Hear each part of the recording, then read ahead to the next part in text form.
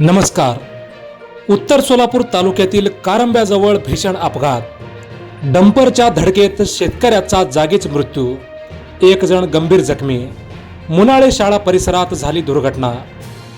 सोलापूर बार्शी मार्गावरील उत्तर सोलापूर तालुक्यातील कारंबा गावाजवळ आज सकाळी 10:30 वाजण्याच्या सुमारास भीषण अपघात झाला.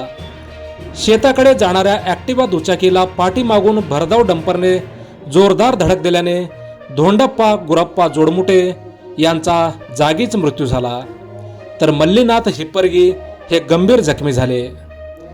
या संदर्भात मिळालेली अधिक माहिती अशी की विटा घेऊन जाणाऱ्या MH20 BE 4266 क्रमांकाच्या डंपरने ही धडक दिल्याची माहिती मिळाली आहे. जखमींना तातडीने रुग्णवाहिकेतून सोलापूर येथील हॉस्पिटलमध्ये उपचारासाठी दाखल करण्यात आले आहे.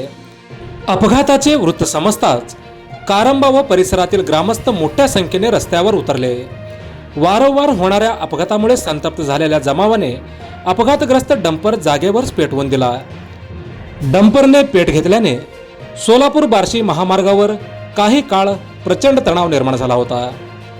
घटनेची माहिती मिळताच सोलापूर तालुका पोलीस ठाण्याचे सहाय्यक पोलीस निरीक्षक सोमनाथ कदम व त्यांचे पथक आणि अग्निशमन विभागाच्या जवानांनी तात्काळ घटनास्थळी धाव घेतली. अग्निशमन दलाने डंपरला लागलेली आग आटोक्यात आणली, तर पोलिसांनी संतप्त जमावाला शांत करत परिस्थिती नियंत्रणात आणली. पोलीस या अपघाताचा व पुढील घटनेचा सखोल तपास करत आहेत. आपण पाहत आहात हॅलो सोलापूर न्यूज.